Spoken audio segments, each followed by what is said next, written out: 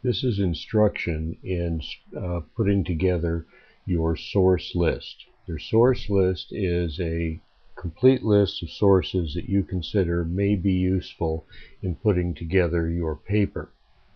The first thing you're going to want to do is, of course, to find some good sources. So go to the Library and Research tab, go to the Databases tab, and then click on CQ Researcher. Log into CQ Researcher and go to the Pro-Con list. And once at the Pro-Con list, you'll want to find your topic area. So let's say Afghanistan and Pakistan, and if you click on that, it will bring up all of the research questions that it is considering. So, for example, should the president announce an Afghan exit strategy? Let us assume that we are going to use that as our research question. So we click on that topic. And then we go to the full report. And try to find a source in here. And we have already read the report, so we go to the bottom where it has a list of sources that it has used to put together the report. So for example, it starts off here with footnotes, and any of these things could be sources. It has a number of books. It has a number of articles with hyperlinks here. So let's take a look at Washington Monthly.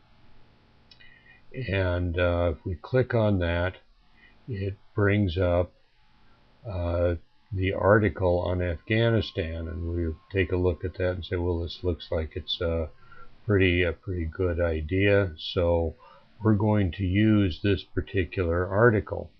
So we're going to look first of all for any buttons that might help us come up with an MLA citation, and it looks like there is none, so we will go up and log on to www.bibme.org.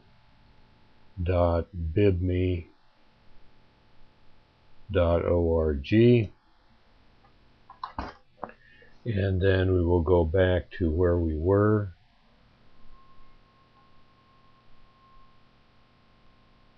Here, and we will go up to the top.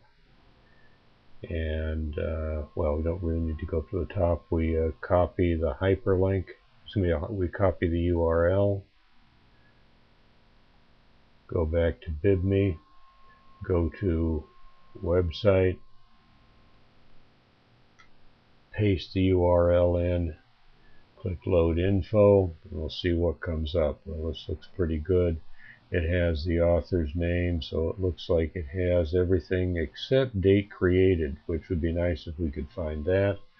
So we'll go back and see if there is a date on this thing, and it's sometimes at the top, sometimes at the bottom, and actually there is no date on it, so we will have to leave that one out. So we go back to BibMe, click on Add to My Bibliography, and here is the MLA citation. So we're going to copy that. Then we are going to go to Google Docs, and we are going to open up a new document that we are going to call our source list. So we start with our block number, our last name, first letter capitalized, and the words source list. Click OK,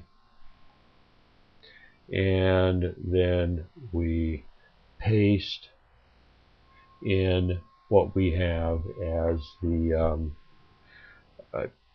MLA for that particular source. Now this one also includes the the URL, and that might be a good idea. We know, though, that URLs are no longer included in MLA, so we do want to remove it. I still would go back to the site, and I would get the URL to paste onto the source list.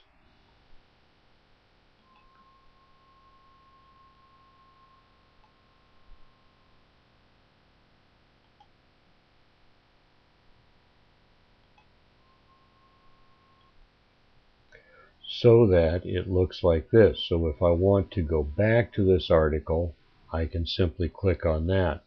I may also want to add here some information. We did CQ researcher, that's where we found it, and we found it on the first question. So if we needed to go back and find it, we would have some indication there. I also need to have here a sentence explaining what we think we might get out of this. And if you read through this, it looks like it is indicating that the war is worth winning. So I would go back to the source list and say this article advocates that the war is worth winning. So I know that if I want information on that, I can look there for it. Then we would go back and locate another article, paste in the MLA, and go through the same process. The two things that are required are this here, which is the MLA information, and this here, which is the sentence that tells what you think you're going to get from it. Everything else is just information that you may want in order to efficiently get back to the article. Now, another thing you may want to do is, if it gives you an option to email this article to yourself, you may want to do that. And so we can go here, and it looks like you can click to email it, and then put in your email address.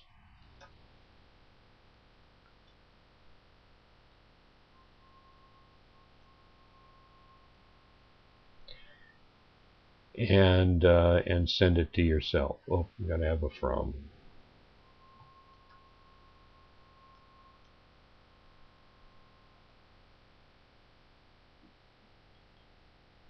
And so then there it is. So if I need to get back to this article, or want to get back to this article, I have it in my email box, or I've posted it to Fusion or whatever. You need to then continue and get more sources. Here's what you're required to have. You must have sources from two different databases. I think the two best ones to start are CQ Researcher and Opposing Viewpoints. You must have at least one print source, one website, and you must have at least 12 sources total. So it might be a good idea to have more than one print source and more than one website. That is your source list. Thank you.